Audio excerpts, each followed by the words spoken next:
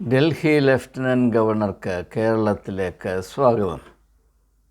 നിങ്ങൾക്കും സ്വാഗതം. ആം ആദ്മി പാർട്ടിയുടെ ഏറ്റവും വലിയ പേടി സ്വപ്നമായ ആ പാർട്ടിയെ നിർവീര്യമാക്കുന്നതിനും തകർക്കുന്നതിനും സ്തുത്യർഹമായ സാമർഥ്യത്തോടെ രാവെന്നും പകലെന്നും വ്യത്യാസമില്ലാതെ പ്രവർത്തിച്ചുകൊണ്ടേയിരിക്കുന്ന ശ്രീ സക്സേന, വിനയ് കുമാർ സക്സേന എന്ന ലഫ്റ്റനൻറ്റ് ഗവർണർ ഇന്ന് കേരളത്തിലെ ക്രിസ്തീയ നേതാക്കന്മാരെ പ്രത്യേകമായി കാണുവാനായി എത്തുന്ന ചരിത്രപ്രധാനമായ ദിവസമാകുന്നുവല്ലോ. നിങ്ങളുടെ എല്ലാവരുടെയും പേരിൽ അദ്ദേഹത്തിന് ഊഷ്മളമായ സ്വാഗതം നേരുന്നു. എന്തുകൊണ്ടാണ് ഡൽഹിയുടെ കാര്യം നോക്കുവാൻ, പ്രത്യേകിച്ച് ഡൽഹിയിൽ ആം ആദ്മി പാർട്ടി ജനങ്ങൾക്ക് നന്മ ചെയ്യുന്നതിൽ നിന്ന് അവരെ വിലക്കുവാനായി നിയമിച്ചിരിക്കുന്ന ഇദ്ദേഹം കേരളത്തിലോട്ട് എഴുന്നള്ളുന്നത് എന്നത് നമ്മെ ഏവരെയും പ്രത്യേകമായി ചിന്തിപ്പിക്കേണ്ട ഒരു കാര്യം തന്നെയാണ്. കേരളത്തിൽ എൻ്റെ അറിവ് ശരിയാണെങ്കിൽ ഒരു ഗവർണറുണ്ട്. അദ്ദേഹവും മിടുക്കനാണ്. കേരളത്തിൽ വളരെയധികം ജനപ്രീതി കൈവരിച്ചിട്ടുള്ളൊരു മഹാനാണ്. അങ്ങനെ ഇരിക്കെ പിന്നെ ഡൽഹിയിലെ ലഫ്റ്റനൻറ്റ് ഗവർണർ എന്തിനാണ് ഇങ്ങോട്ട് ആഗതനാകുന്നത് എന്ന എന്നെ സംബന്ധിച്ചിടത്തോളം അല്പം ചിന്താക്കുഴപ്പം ഉണ്ടാക്കുന്ന ഒരു കാര്യമാണ്. പക്ഷേ സാരമില്ല, പലരും ചിന്താക്കുഴപ്പമില്ലാത്തവരാണ് എന്നതിൽ ഞാൻ ആശ്വസിക്കുന്നു. ഇതുവരെ നമുക്ക് ലഭിച്ചിട്ടുള്ള അറിവനുസരിച്ച് ആദ്യമായിട്ട് വിനയ് കുമാർ സക്സേന സന്ദർശിക്കുന്നത് സീറോ മലബാർ സഭയുടെ പരമോന്നത അധികാരിയായ റാഫേൽ തട്ടിലിനെയാണ്. എന്തുകൊണ്ടാണ് റാഫേൽ തട്ടിനെ കാണാനായിട്ട് ഇത്രമാത്രം ജോലി തിരക്കുള്ള വിനയ് കുമാർ സക്സേന ഡൽഹിയിൽ നിന്ന് വരുന്നത് എന്ന് ഞാൻ തലപുകഞ്ഞ് ആലോചിച്ചപ്പോൾ പെട്ടെന്ന് എനിക്ക് പിടികിട്ടി. അദ്ദേഹം വരുന്നത് മറ്റൊന്നും കൊണ്ടല്ല, സിറോ മലബാർ സഭയിൽ നിലനിൽക്കുന്ന കഴിഞ്ഞ വർഷങ്ങളിലായി നിന്നുകൊണ്ടേയിരിക്കുന്ന സ്ഥിതിവിശേഷത്തെപ്പറ്റി അദ്ദേഹത്തിന് പ്രത്യേകമായ അറിവും അതിലേറെ ബഹുമാനവുമുണ്ട്. പ്രത്യേകിച്ച് സിനഡ് എടുക്കുന്ന നിലപാടുകൾ അദ്ദേഹത്തിന് സൂക്ഷ്മമായി അറിയാവുന്നതാണ്. ഇവരിൽ നിന്ന് ഇപ്പോൾ കത്തോലിക്കർ സിറോ മലബാർ സഭയിലെ അംഗങ്ങളുടെ അഭിപ്രായം മാത്രമാണ് ഞാൻ പറയുന്നത്. എനിക്കിതിനെപ്പറ്റി പറഞ്ഞു കേട്ടുള്ള അറിവ് മാത്രമാണ്. ഈ കാര്യത്തെപ്പറ്റി എനിക്ക് യാതൊരു വ്യക്തിപരമായൊരു നിലപാടുമില്ല. അങ്ങനൊരു കാര്യം എനിക്ക് പറയാനും പറഞ്ഞുകൂടാ. പിന്നെ ഓരോരുത്തർ പറയുന്നത് ഞങ്ങളെ അറിയിക്കുന്നു മാത്രം. സീറോ മലബാർ സഭയിലുള്ള ചില അംഗങ്ങൾ പറയുന്നത് ഈ വിനയ് കുമാർ സക്സേന റാഫേൽ തട്ടിലിനെ കാണാൻ വരുന്നത് ആം ആദ്മി പാർട്ടിയുടെ നേതാവായ അരവിന്ദ് കെജ്രിവാളിനെ കാണുമ്പോൾ, അദ്ദേഹത്തെ ഇടപെടുമ്പോൾ ഏത് ദിശയിലേക്ക് തിരിഞ്ഞാണ് ഇദ്ദേഹം നിൽക്കേണ്ടത്, അല്ലെങ്കിൽ ഏത് ദിശയിലേക്ക് തിരിച്ചാണ് കേജ്രിവാളിനെ നിർത്തേണ്ടത്, കിഴക്കോട്ട് വേണോ പടിഞ്ഞാട്ട് വേണോ, അല്ലെങ്കിൽ കേജ്രിവാൾ തൻ്റെ മുമ്പിൽ വരുമ്പോൾ കേജ്രിവാൾ വിനയ് കുമാർ സക്സേന എന്ന് പറയുന്ന ലഫ്റ്റനൻറ്റ് ഗവർണറോട് സംസാരിക്കുമ്പോൾ മുഖം തിരിഞ്ഞ് സംസാരിക്കണമോ അതോ പിറകു തിരിഞ്ഞ് സംസാരിക്കണമോ? ഇതൊരു വലിയ പ്രധാനപ്പെട്ട കാര്യമാണ്. ഡൽഹി ഭരണം ഏറ്റവും മഹത്തരമാക്കുന്നതിന്, അർത്ഥവത്താക്കുന്നതിന്, ജനക്ഷേമം ഏറ്റവും കൂടുതൽ വർദ്ധിപ്പിക്കുന്നതിന് ഡൽഹി എന്ന് പറയുന്ന ഈ ഒരു നാഷണൽ ക്യാപിറ്റൽ ടെറിട്ടറി അതിന് ഏറ്റവും കൂടുതൽ വികസനം വരുത്തുന്നതിന് നിർണായ പങ്ക് വഹിക്കാവുന്നൊരു പ്രശ്നമാണ്. കേജ്രിവാൾ ലഫ്റ്റനൻറ്റ് ഗവർണറായ വിനയ് കുമാർ സക്സേനയോട് സംസാരിക്കുമ്പോൾ അദ്ദേഹത്തോട് മുഖം തിരിഞ്ഞ് സംസാരിക്കണമോ അല്ല പുറം തിരിഞ്ഞ് സംസാരിക്കണം? ഇതിനെപ്പറ്റി ശാസ്ത്രീയവും ബൗദ്ധികവും സാംസ്കാരികവും ആധ്യാത്മികവും ആയ ഏറ്റവും സമൃദ്ധമായ ഉപദേശം നൽകുവാൻ ഇന്ന് ഈ ഭൂമിയുടെ പരപ്പിൽ ആരെങ്കിലും ഉണ്ടെങ്കിൽ അത് റാഫേൽ തട്ടിൽ തന്നെയാണ്. കാരണം ഈ ഒരു ജടിലമായ പ്രശ്നത്തെ ഏറ്റവും സാമർഥ്യത്തോടെ സങ്കീർണതയോടെ കൈകാര്യം ചെയ്ത ഇത്രമാത്രം പരിചയസമ്പത്തുള്ള മറ്റൊരു സഭ ലോകത്തിലെങ്ങുമില്ല. അതിൻ്റെ പരമോന്നത നേതാവ് എന്ന നിലയിൽ വിനയകുമാർ സക്സേനയ്ക്ക് ഈ ഏറ്റവും നിർണായകരമായ പ്രശ്നത്തിന് മതിയായ ഉപദേശങ്ങൾ നൽകുവാൻ എല്ലാവിധ യോഗ്യതകളുമുണ്ട് എന്നത് അസന്നിഗ്ധമായി തെളിയിക്കപ്പെട്ടിട്ടുള്ള ഒരു സമകാലീന യാഥാർത്ഥ്യമാണ്.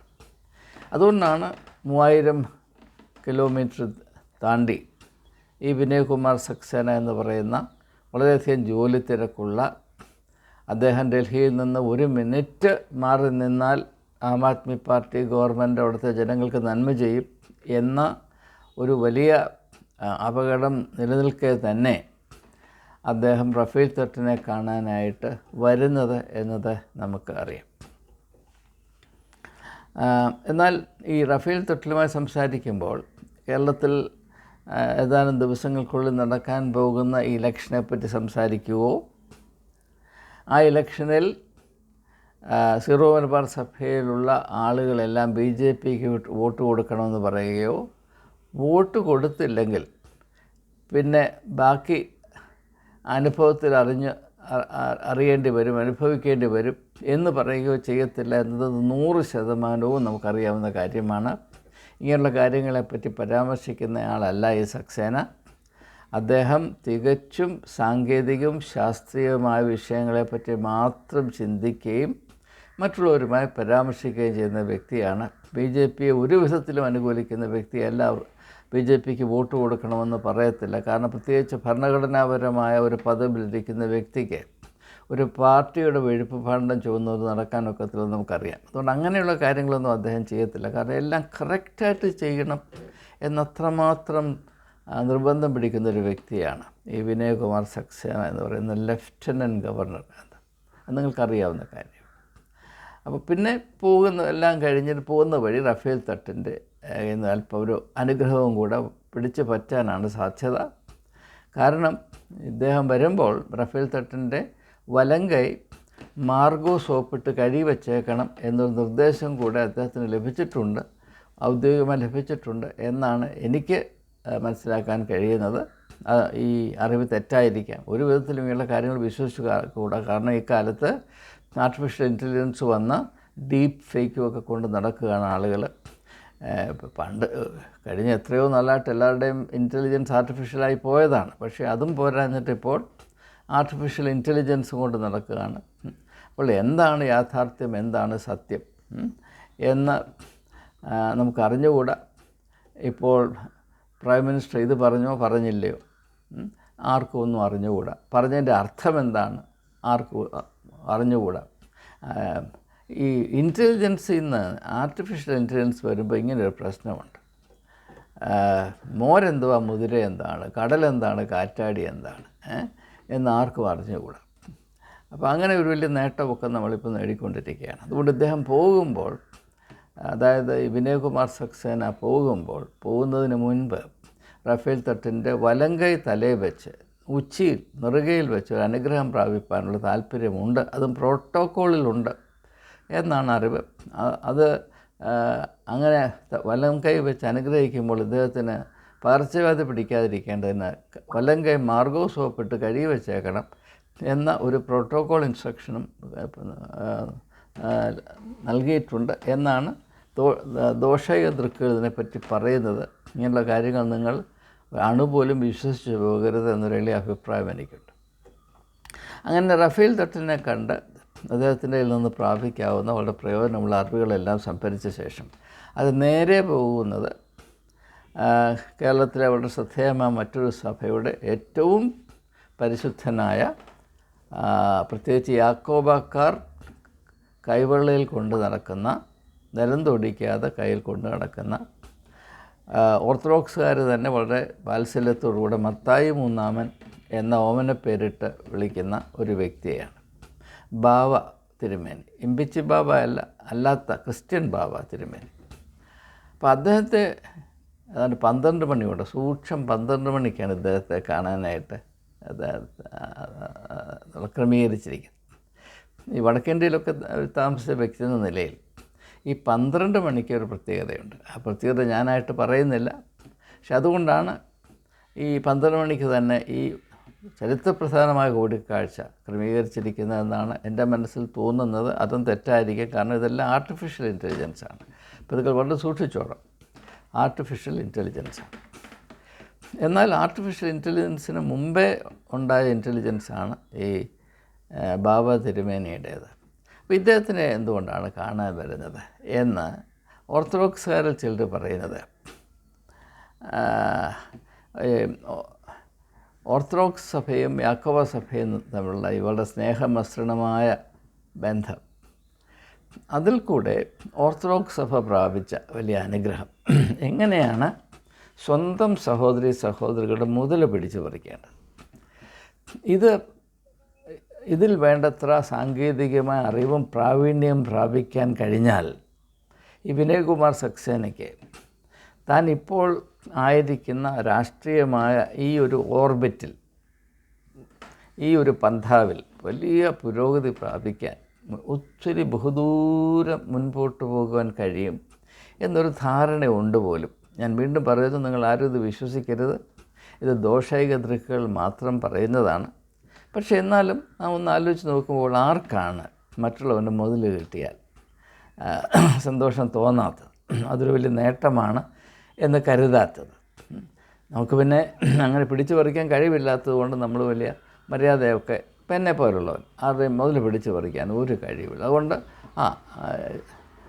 അങ്ങനെ ചെയ്യുന്നത് തെറ്റാണെന്നൊക്കെ ഇങ്ങനെ പറയുമെങ്കിലും അത് കഴിവുകേട് മാത്രമാണെന്ന് രണ്ടും കൂട്ടിയാൽ 4 ആണെന്ന് മനസ്സിലാക്കുന്ന എല്ലാവർക്കും ബോധ്യം വരുന്നൊരു കാര്യമാണ്.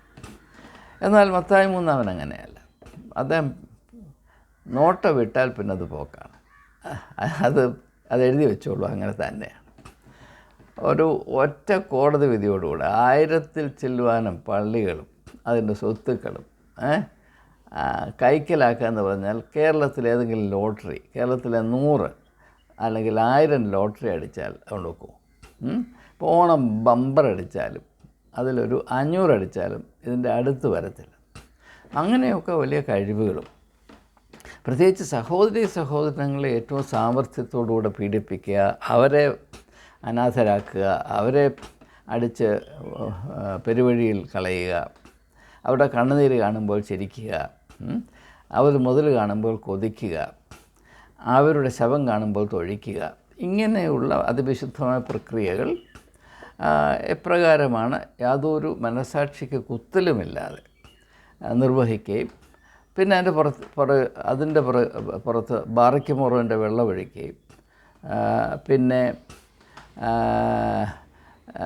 സകലമാനമായ മതപരമായ മാമൂലുകൾ മുറ തെറ്റാതെ പാലിക്കുകയും ഒക്കെ ചെയ്യുന്ന ഈ ഒരു അത്ഭുതകരമായ ഈ ഒരു അവിയൽ മത ലൗകിക ഭൗതിക മാമൂനിക അവിയൽ എങ്ങനെയാണ് പാചകം ചെയ്യുകയും സമൃദ്ധമായി വിളമ്പിക്കൊണ്ടേയിരിക്കുകയും ചെയ്യുക എന്നതിനെപ്പറ്റി പഠിക്കാൻ ആർക്കാണ് താല്പര്യമില്ല? അത് പഠിച്ച് അതിൻ്റെ മുറകൾ 18 പഠിച്ചില്ലെങ്കിലും ഒരു 10 പഠിച്ചുകൊണ്ട് പോയാൽ പിന്നെ ഭാവി ഭാസുരമാണ് എന്നറിയാൻ കഴിയാത്തവരാരാണ്? അപ്പോൾ ഇദ്ദേഹത്തെ വന്ന് തീർച്ചയായും കണ്ടിരിക്കും, യാതൊരു സംശയമില്ല. എന്നാൽ എല്ലാവരും മനസ്സിലാക്കേണ്ട കാര്യം, ഇദ്ദേഹത്തെ കണ്ട് അനുഗ്രഹം വാങ്ങിച്ച് കൈമുത്തി പോകുന്നതല്ലാതെ BJP വോട്ട് കൊടുക്കണമെന്നോ നിങ്ങളുടെ സഭയിലെ എല്ലാവരെയും നിർബന്ധിച്ച് BJP സ്ഥാനാർത്ഥികൾക്ക് വോട്ട് കൊടുക്കണമെന്നോ BJP കാൻഡിഡേറ്റ് ഇവിടെ ജയിച്ചില്ലെങ്കിൽ പിന്നെ ബാക്കി കാണിച്ചു തരാമെന്നൊന്നും അദ്ദേഹം പറയത്തില്ല. അങ്ങനെ പറയുന്ന ആളുമല്ല. ഒരിക്കലും BJP വേണ്ടി ഒരു വിധത്തിലുള്ള നന്മയും അദ്ദേഹം ചെയ്യാറില്ല, ചെയ്തിട്ടുമില്ല, ഇനി ചെയ്യുകയുമില്ല. യാതൊരു പക്ഷപാതവും അദ്ദേഹം കാണിക്കാറുമില്ല, കാണിച്ചിട്ടില്ല, ഇനി ചെയ്യുകയുമില്ല. അദ്ദേഹം അനുഗ്രഹം വാങ്ങിക്കാൻ വരികയാണ്, പിന്നെ ചില ഗുണപാഠങ്ങൾ പഠിക്കാൻ വരികയാണ്. അതുകൊണ്ടാണ് ഇങ്ങനെയുള്ള ആളുകളെ മാത്രം സന്ദർശിക്കുന്നത്. അല്ലെങ്കിൽ സാധാരണ ആളുകളെ, ഇപ്പോൾ എന്നെപ്പോലെ ആളുകളെയൊക്കെ സന്ദർശിച്ചേനെ. അപ്പോൾ ഇലക്ഷനൊക്കെ എടുത്ത്, പക്ഷേ അതുകൊണ്ടല്ല അദ്ദേഹം വരുന്നത്. അദ്ദേഹം മറ്റെന്തുകൊണ്ടാണ്. പിന്നെ പ്രത്യേകം നിങ്ങൾ ഓർക്കണം, ഞാൻ ആവർത്തിക്കുകയാണ്, വോട്ട് സംബന്ധമായ ഒരു പരാമർശവും നടത്തത്തില്ല. വോട്ട് കൊടുത്തില്ലെങ്കിൽ എന്തെങ്കിലും തിരിച്ചടി ഉണ്ടാകുന്ന ഭീഷണിപ്പെടുത്തത്തില്ല. ഇല്ല ഇല്ല ഇല്ല, ദയവായി മനസ്സിലാക്കുക, ഇല്ല.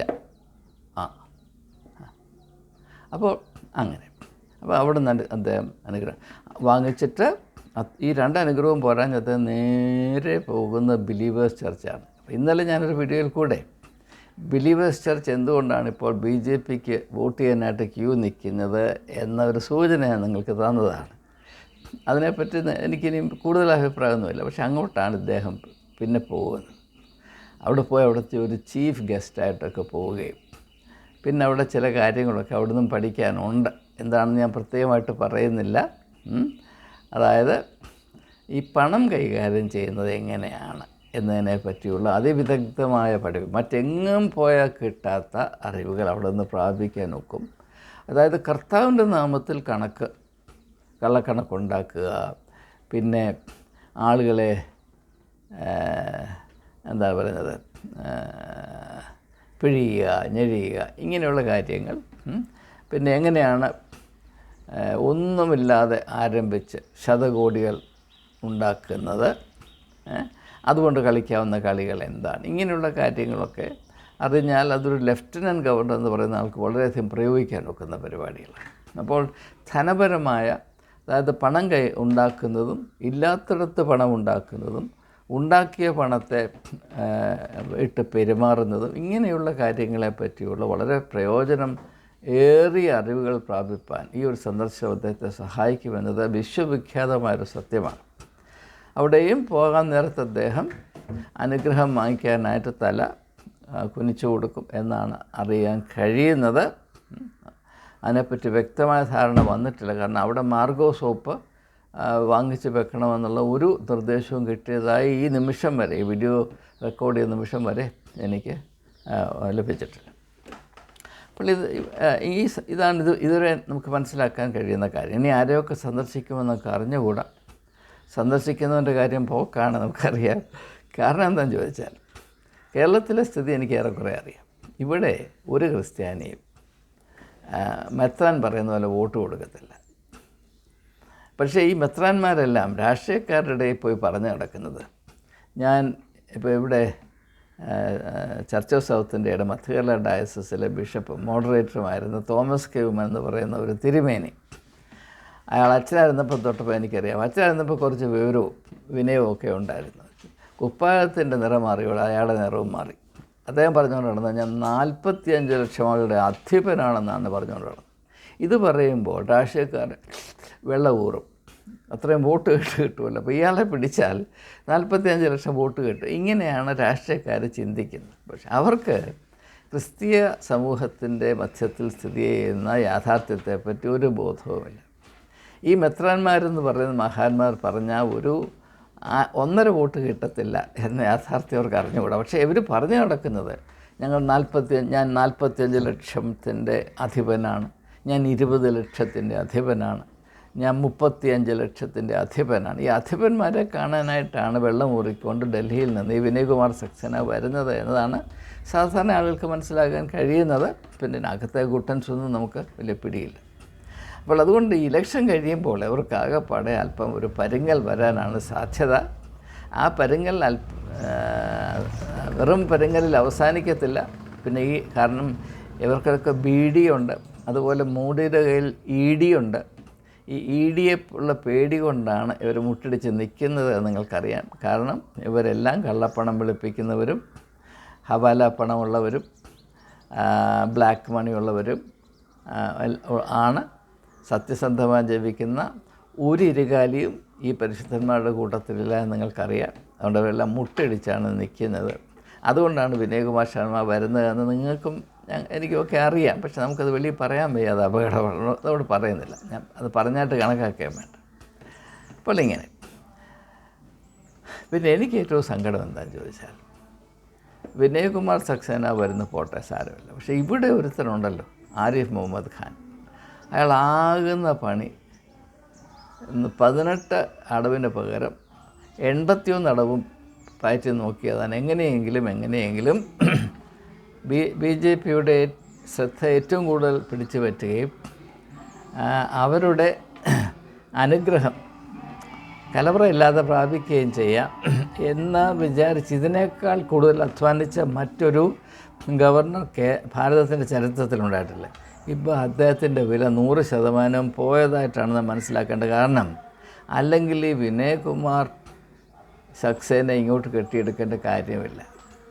ഡൽഹിയിലെ ലഫ്റ്റനൻറ്റ് ഗവർണറെ ഇങ്ങോട്ട് പറഞ്ഞയക്കുക എന്ന് പറഞ്ഞാൽ അതിൻ്റെ അർത്ഥം കേന്ദ്രത്തിലിരിക്കുന്ന ആളുകൾക്ക്, പ്രത്യേകിച്ച് മോദിക്കും അമിത് ഷായ്ക്കും, ഈ ആരിഫ് മുഹമ്മദ് ഖാനോടുള്ള താല്പര്യവും അയാളുടെ കഴിവിലുള്ള മതിപ്പും 100% പോയി എന്നാണ് അതിൻ്റെ അർത്ഥം. തന്നെ കൊണ്ടൊരു പിണ്ണാക്കും ഇനി സാധിക്കാനില്ലടോ എന്നൊരു സൂചന ഇതിനകത്തുണ്ട്. അങ്ങനെയാണെങ്കിൽ എൻ്റെ ഭയം എന്താണെന്ന് ചോദിച്ചാൽ ആരിഫ് മുഹമ്മദ് ഖാൻ്റെ ഹൃദയം തകർന്നു പോകും, അദ്ദേഹത്തിന് ഹൃദയാഘാതം ഉണ്ടാകും. കാരണം അത്രമാത്രം അധ്വാനിച്ചതാണ്. എന്നെ കേൾക്കുന്ന പ്രിയമുള്ളവരെ, എനിക്കിത് സംബന്ധമായ ഒരു കാര്യം മാത്രമേ നിങ്ങളോട് പറയാനുള്ളൂ. സാർവലൗകികമായ ഒരു സത്യമാണ്. ആരെങ്കിലും തന്നെ മറ്റാരുടെയോ കയ്യിൽ ഒരു ചട്ടുകമായി ഉപയോഗിക്കാൻ ഏൽപ്പിച്ചു കൊടുത്തിട്ടുണ്ടോ, അവരെല്ലാം ചായക്കോപ്പയിൽ വീണ ഈച്ചയെ പോലെ വെളിയിൽ വലിച്ചെറിയപ്പെട്ടിട്ടുണ്ട്. നിങ്ങൾ ആരുടെയെങ്കിലും ഉപകരണമായി നിങ്ങളെ തന്നെ ഏൽപ്പിച്ചു കൊടുത്താൽ ഉപയോഗശേഷം നിങ്ങളെ എടുത്ത് വെളിയിലോട്ട് എറിയും. അത് ചരിത്രത്തിൻ്റെ കാവ്യനീതിയാണ്. അത് ഇദ്ദേഹത്തിന് സംഭവിച്ചോ ഇല്ലയോ എന്നാണ് എൻ്റെ ഇപ്പോഴത്തെ വലിയ സങ്കടം. അത്രമാത്രം അദ്ദേഹം അധ്വാനിച്ചു. തെരുവിലിരുന്ന് പോലും അദ്ദേഹം യുദ്ധം ചെയ്തു. പക്ഷേ ഇപ്പോഴിതാ അയാൾക്കൊരു കഴിവുമില്ല. എന്തെങ്കിലും നേടണമെങ്കിൽ വിനയകുമാർ സക്സേനയെ കൊണ്ടുവരണം എന്ന കൃത്യമായ ഒരു സൂചന നൽകിക്കൊണ്ട് ആരിഫ് മുഹമ്മദ് ഖാൻ്റെ ആകാശം പോലെ മുറ്റി നിന്ന് സ്വപ്നങ്ങളെ മുഴുവനും തച്ചുടച്ചുകൊണ്ട് ഡൽഹിയിൽ നിന്ന് നടക്കുകയാണ്. ഇതെല്ലാം നാം കണ്ടുകൊണ്ടേയിരിക്കുന്നു. ഇലക്ഷൻ ദിവസം അടുത്തു വരുന്നു. എനിക്ക് എല്ലാവരോടും ഒരു ചെറിയ അഭ്യർത്ഥനയുണ്ട്. അതായത് ഈ രാഷ്ട്രീയ മാമാങ്കം കൊണ്ടും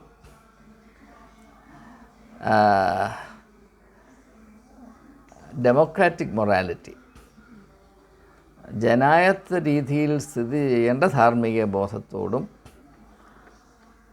അല്പം പോലും ബഹുമാനമില്ലാത്ത വിധത്തിൽ ഏത് തന്ത്രം ഉപയോഗിച്ചും വോട്ട് പിടിച്ച് കസേര എൻ്റേതാക്കണം എന്ന ഒരേ ലക്ഷ്യത്തിൽ കാര്യം കാണാൻ കഴുതയുടെ കാലം പിടിക്കും എന്ന വിധത്തിൽ പ്രവർത്തിക്കുന്ന ആളുകൾ, അവർ സ്വാർത്ഥതയുടെ കിരാത രാജാക്കന്മാരാണ്. അങ്ങനെയുള്ളവരെ ബോധപൂർവം എതിർത്ത് തോൽപ്പിക്കേണ്ട ഒരു കടമ നമുക്കുണ്ട്. ഇല്ലെങ്കിൽ നാം നമ്മെ തന്നെ വഞ്ചിക്കുന്നവരും നമ്മുടെ ഭാവിയുടെ കഴുത്തിൽ കത്തിവെക്കുന്നവരുമായിരിക്കും. അല്പം പോലും സതുദ്ദേശമുള്ളവൻ ഇങ്ങനെയുള്ള മാമാങ്കങ്ങൾ കളിക്കുകയില്ല. നമുക്ക് വ്യക്തമായിട്ടറിയാം, കേരളത്തിലെ ബിഷപ്പന്മാരെ സന്ദർശിക്കാനായിട്ട് ഡൽഹിയിൽ നിന്ന് ഒരു ലഫ്റ്റനൻറ്റ് ഗവർണർ വരുന്നെങ്കിൽ അവർക്ക് അവരെ വരച്ച വരയിൽ നിർത്തുവാൻ തക്കതായ അറിവുകൾ ഉള്ളതുകൊണ്ടും അവരേത് സമയത്തും ED പോലെയുള്ള എല്ലാവരുടെയും പേടി സ്വപ്നങ്ങളായ ആയുധങ്ങൾ ഉപയോഗിച്ച് മര്യാദ പഠിപ്പിക്കാൻ ഉള്ള കരുക്കൾ മുഴുവൻ ഒരുക്കിയിരിക്കുന്നത് കൊണ്ടുമാണ് ഇത് ഒന്നാന്തരം ബ്ലാക്ക് മെയിൽ പൊളിറ്റിക്സ് ആണ് എന്ന് എന്നെ സംബന്ധിച്ചിടത്തോളം വ്യക്തമാണ്. നിങ്ങളും ഏതാണ്ടൊക്കെ ഇത് മനസ്സിലാക്കിയിട്ടുണ്ട് എന്നത് എൻ്റെ ശുഭാപ്തി വിശ്വാസമാണ്. അതുകൊണ്ട് ദയവായി നമുക്ക് നമ്മെപ്പറ്റി അല്പം അഭിമാനമുണ്ടെങ്കിൽ, നമ്മുടെ തലച്ചോറ് ചാണകമായിട്ടില്ല എങ്കിൽ, ഇന്നും അടിസ്ഥാന മൂല്യങ്ങൾക്ക് ഒരു കച്ചിത്തുരുമ്പിൻ്റെ വില നാം കൽപ്പിക്കുന്നുവെങ്കിൽ, ഇങ്ങനെയുള്ള രാഷ്ട്രീയ ആഭാസത്തരങ്ങളെ എതിർത്തു തോൽപ്പിക്കുവാൻ ഏവരും സംഘടിതമായി നിലപാട് ഉറപ്പിക്കണമെന്ന് ആത്മാർത്ഥമായി എളിമയോടെ അപേക്ഷിച്ചുകൊണ്ട് വാക്കുകൾ ഉപസംഹരിക്കുന്നു. വിനയകുമാർ സക്സേനയ്ക്ക് സ്വാഗതം. പക്ഷേ കേരളത്തോട് കളിക്കുമ്പോൾ കേരളത്തിൻ്റെ ആത്മാവിനെ അപമാനിക്കുവാൻ തുനിയരുത്. അത് നന്മ ചെയ്യുകയില്ല, അതിൽ ബുദ്ധിയില്ല. കേരളം സൊമാലിയാണെന്ന് പറഞ്ഞ ആ പ്രസ്താവന കേരളീയർ മറന്നിട്ടില്ല. കേരളം ഉത്തർപ്രദേശ് പോലെ ആക്കുമെന്ന ഭീഷണി മറന്നിട്ടില്ല. ഏതായാലും വിനാശകാലേ വിപരീത ബുദ്ധി. ജയ് ഹിന്ദ്.